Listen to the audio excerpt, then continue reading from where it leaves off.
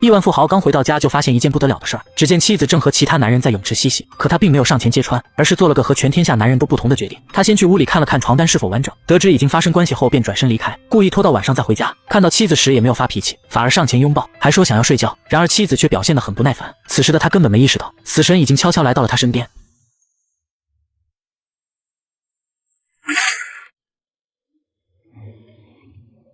枪声吸引了外面的园丁，等他上前查看情况时，拔叔又对着窗口开了3枪，吓跑园丁之后，他先把倒地的妻子拖进洗手间，捡起地上散落的弹壳扔到另一边，然后褪下袜子和衣服一起丢进壁炉，接着用热水洗了把脸，干干净净的等待警察到来。同时他的报复计划也正式拉开帷幕。很快警方就集结大批警力包围了豪宅。拔叔见状没有丝毫慌乱，他要求一个叫罗布的警察进来谈判，而他就是拔叔妻子的出轨对象。拔叔看到他后显得十分兴奋，主动放下武器，直言不讳地说，我朝妻子开了枪。当罗布看到地上躺着的女人时，才发现竟然是自己的情人。原来他压根不知道女人已婚，甚至都不知道女人的真实姓名。不过他对女人的爱却是真心实意的，同时他也知道了拔叔是在针对自己。后背发凉的他转身将拔叔打倒在地，听到动静的警察们一拥而入，成功控制住了拔叔。接着发现地上的女人竟然还有呼吸，于是立马送上救护车抢救。与此同时，坐在警车里的拔叔露出了诡异的笑容，这一切显然都在他的掌控之中。而更让人出乎意料的是，面对杀妻的指控，拔叔竟然没有做出任何辩解，反而很是痛快地签下了认罪书。现在证据确凿，警署很快将案件转移到检察院提起公诉。而负责这起案件的检察官威利虽然年轻，但在整个职业生涯中却保持97%的胜诉率。何况这起案件已经是板上钉钉的事，现在只不过是走下流程，然后就可以顺利结案。可是威利怎么都没想到，这起案件会成为他此生最大的败笔。在预先听证会上，拔叔不仅放弃了聘请律师的权利，坚持要自己为自己辩护，还提出了结束这次预先听证会，直接进入审判阶段。这一举动让威利十分不解，但他也没放在心上，以为是拔叔自暴自弃罢了。如此简单的案子，他已经不想在上面浪费时间。可就在当天晚上，警方的一通电话却让他傻了眼，因为他们发现从现场带回来的那把枪上根本没有拔叔的指纹。更诡异的是，那把枪甚至都没开过的痕迹，也就是说，手枪并不能作为开庭的有效证据。威利这才明白拔叔为何会如此有底气，不过他觉得这一切都是诡计，那把开过的枪肯定被藏了起来。于是他带着一队人将拔叔的家翻了个遍，可除了找到一个少了4发的子弹盒，愣是没发现任何有价值的线索。案件一时间陷入了死胡同，看着所有证据都被否认的文件，威利心里很不是滋味。他决定找拔叔谈一谈，可没想到拔叔对他的到来似乎早有预料，上来就问他找到手枪了吗？ Not to investigate me. 拔叔对此只是微微一笑，紧接着又把威利从小到大的生平事迹说了出来，这把威利搞得有些摸不清头脑。同时，终于认识到了拔叔的可怕之处。更超乎他预料的是，拔叔竟然还想请他当自己的辩护律师。Willie, I'd like you to consider becoming my lawyer. Okay, enough of me. Yeah, fine. Give him a chance to get from the other side of this thing before the mess ready for it, yeah? Or are you out of your mind? 此时的威利已经被搞得没心情再谈下去，而他也完全掉进了拔叔画好的圈里。他已经找到了这位检察官的破绽。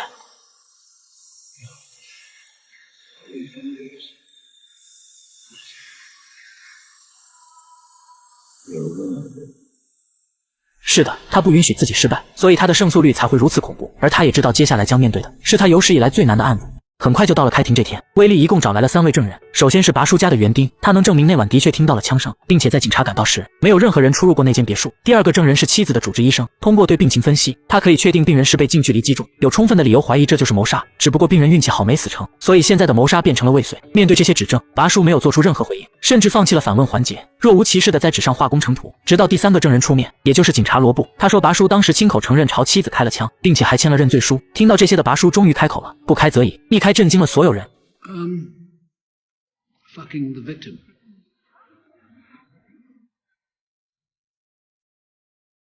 Your Honor. I'm sorry, Your Honor, but what would you call it legally when the officer who arrested you was having sexual intercourse with your wife? 法官被问得哑口无言，罗布也很想找个地缝钻进去。威利想要质问他为什么不早说，但他却摆了摆手，然后径直冲向拔叔，显然已经被气昏了头。而这种表现也让陪审团默认了他的行为。随后，拔叔和威利被法官带到了办公室，他想要确认拔叔讲的是不是真的。拔叔表示自己已经让私家侦探搜集了证据，并且当时签认罪书也是罗布逼的，自己没有能力反抗。如果真是这样，那么认罪书就将变成废纸。再加上凶器的证据链不足，法官目前只能给威利5天时间。要是下次庭审前不能提供新的证据，那么拔叔就会被无罪释放。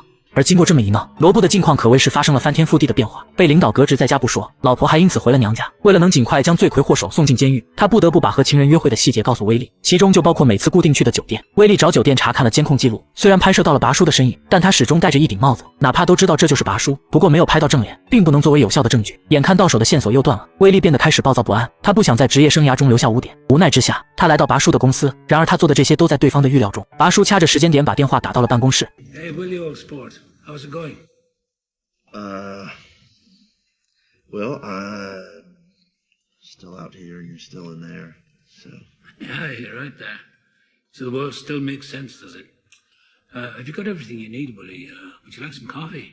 面对拔叔的无情嘲讽，威利既气愤又无力，只能挂断电话，继续寻找证据来打对方的脸。他再次来到拔叔的家，可警方已经把整栋别墅翻了个底朝天，愣是找不到那把手枪。留给他的时间已经不多了，他现在只能把最后的希望寄托在拔叔妻子身上。只要他能醒过来，那一切就都好办了。可医生却表示根本不可能，因为他的脑神经严重受损，植物人就是他最好的结局。就算醒过来，也是失忆的状态。想要他出庭作证，更是痴心妄想。就在威利再次陷入绝望时，罗布突然找上了他。他说自己认识证据科的人，并伪造了一份弹道证明。他想通过这种手段来对付拔叔。虽然威利也很想干掉对方，但想了想还是拒绝了。作为高傲的检察官，他不想用这种下三滥的方式来胜诉。可眼下好像除了这个别无他法。他在医院整整坐了一夜，多么希望拔叔的妻子能醒过来。同时他也和自己的底线斗争了一夜，最后还是叫来了助理。在吞吞吐吐了许久之后，才说出让助理帮他的话。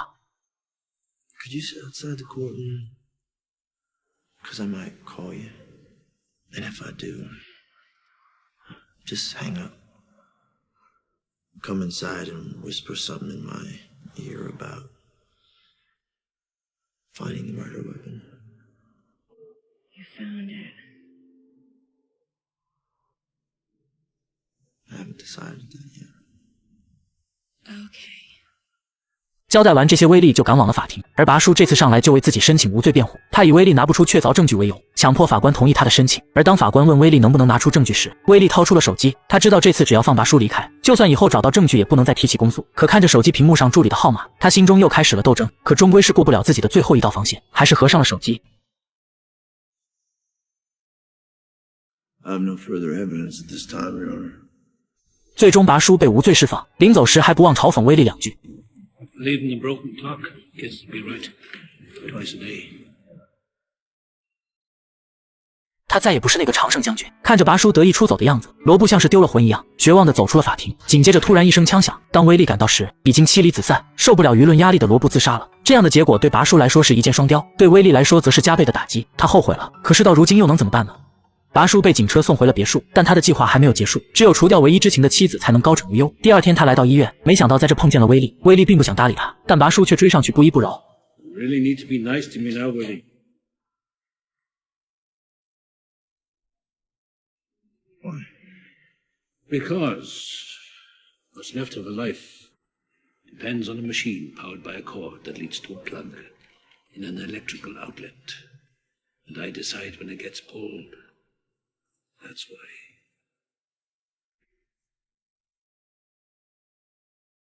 威利自然能听出话中的意思，于是马不停蹄地找到上司，想要一份保护拔叔妻子的文件。然而上司却告诉他，现在检察院已经对他发布了禁制令，原因是他无端指控拔叔杀人。拔叔现在想请律师进行指控，没办法，趁着现在自己还没被逮捕，他只能找到女友的法官父亲，请他帮忙开了一份限制令。同时他也浪费了很多时间。拔叔这边已经找医生签署了放弃治疗书，而当威利紧赶慢赶来到医院时，医生已经拔掉了管子。看着呼吸机上的直线，威利彻底崩溃了。明明凶手就在眼前，可自己却无能为力，还要被警方逮捕。他又一次输给了拔叔，并且输得一塌糊涂。 不久后，威利辞掉了自己的工作，但仍旧沉浸在这件案子的悲痛中，反复的观看录像，不停的思考研究，可就是想不明白拔叔到底把凶器藏在了哪里。直到这天，他来警局查阅资料时，警察无意间把手机放在了桌子上，因为二人的手机一模一样，导致他离开时拿成了威利的手机。这一下让威利意识到，可能这就是手枪消失的原因，而这通电话就是拔叔打给他的。拔叔要出国旅游了，此次就是和他告别的，但威利根本听不进去他说什么，一直在翻阅着资料，直到验证了自己的猜测。随后，他带着一把手枪来到拔叔家，一扫往日的阴霾，仿佛找回了丢失已久的自信。接着，他当着拔叔的面还原了案件的真相。原来拔叔的枪和罗布的一模一样，而他也早就知道妻子出轨的事。那天去卧室查看床单，只不过是为了调换手枪，也就是说，杀死妻子的那把枪其实是罗布的。而在案发之后，他让罗布一个人进来谈判，并提出放下武器聊一聊，这些都是障眼法。他的目的是在罗布上前关心妻子时，偷偷把枪再调换过来。这也就是为什么拔叔的枪没有开过的痕迹，同时也找不到他的原因，因为他一直在抓捕他的警察身上。听完威利的推理，拔叔依旧十分淡定，他非常认可威利的判断。可现在说什么都晚了，不是吗？因为在他们的法律中，一罪不可二审，也可以说，就算拔叔亲口承认了一切，法律也无法再对他进行审判。威利自然也是知道这一点的，但他却告诉拔叔，谁说我要以谋杀未遂来提起公诉？我要用的是你妻子头里的那颗子弹告你谋杀。你妻子没死之前那颗子弹不能取出来，现在你又利用手段弄死了他，刚好可以取出来作为你谋杀的证据。于是拔叔再次被送上法庭。威利这次已经做好了绝对的准备，他不允许再有一丝的轻视，而拔叔依旧显得不急不躁。那么他这次还能成功脱罪吗？影片到此就结束了，留给了观众无限想象。不过在我看来，威利这次很有可能还会败诉，因为他的几项证据根本站不住脚。首先，酒店的监控并不能完美美证明是拔叔，那么换枪的证据就不能成立。其次，他也不能说拔叔弄死他妻子，因为拔叔已经被当庭释放，他自然拥有妻子的第一监护权。那么签署放弃治疗书谁也管不着。最后就是那颗子弹，虽然是从罗布手枪里打出来的，可没有证据证明就是拔叔开的枪，况且罗布已经死无对证，所以想要判拔叔的罪，我觉得还是很难。最后，不知大家又是如何看待的呢？